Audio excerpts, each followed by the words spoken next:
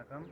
நான் மதுரை மாவட்டத்திலிருந்து மதுரை மாவட்ட பகுதியில் இருக்கிற வாடிப்பட்டி பகுதியில் இருக்க கச்சைக்கட்டி கிராமத்திலேருந்து சமூக ஆர்வலர் ஞானசேகரன் பேசுகிறேன்.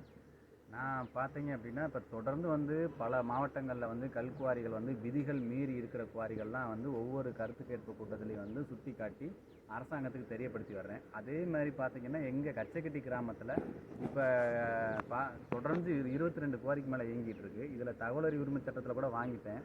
வாங்கின தகவலை வச்சுக்கிட்டு இப்போ நிறைய இங்கே முறைகேடுகள் நடக்குதுன்றதை தெரிஞ்சுக்கிட்டு இதை ஆவணப்படுத்தும் விதமாக இப்போ ஒரு 26ஆம் தேதி பார்த்தீங்கன்னா, நவம்பர் மாதம் 26ஆம் தேதி பார்த்தீங்க அப்படின்னா உண்ணாவிரத நிகழ்வு கூட நடந்தது.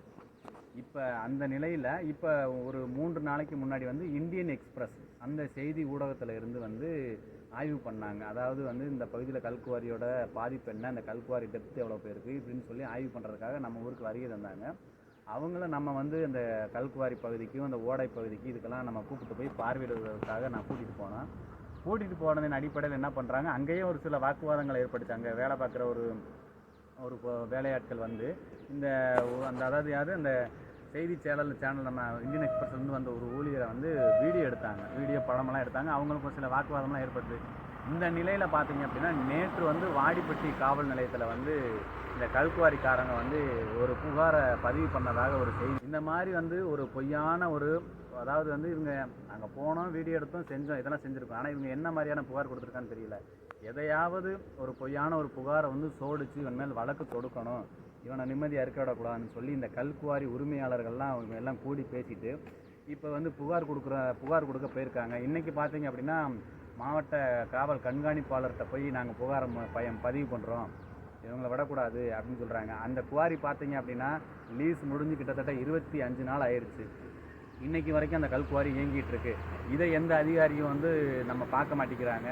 இது குறித்து கீழ்மட்டத்தில் விஓவிலிருந்து இந்திய ஜனாதிபதி வரைக்கும் கொடுக்காத துறையே கிடையாது. முறைகேடு நடக்குதுன்னு ஒவ்வொரு துறை சார்ந்த அதிகாரிக்கும் நேரடியாகவும் சொல்லியிருக்கோம், புகாரும் கொடுத்துருக்கோம். அதே மாதிரி சென்னையில் சிஓ அப்படின்ற அமைப்புக்கிட்ட சுற்றுச்சூழல் ஆணையத்துக்கு நாங்கள் புகாரை பதிவு பண்ணியிருக்கோம். எவ்வளோ புகார் பதிவு பண்ணாலும் இங்கே நடவடிக்கையும் இல்லை. அந்த நடவடிக்கை இந்த கல்குவாரி உரிமையாளர்கள் சோடிக்க பார்க்குறாங்க.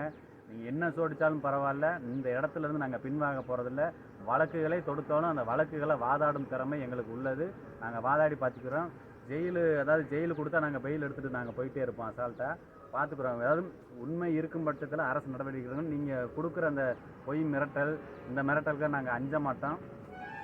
இது சமூக ஆர்வலர் கூட்டமைப்பும் விவசாய சங்கங்கள் மக்கள் நலன் பாதுகாப்பு இயக்கங்கள் அனைத்துமே ஒன்று சேர்ந்து இந்த கல்குவாரியை முடிவு கட்ட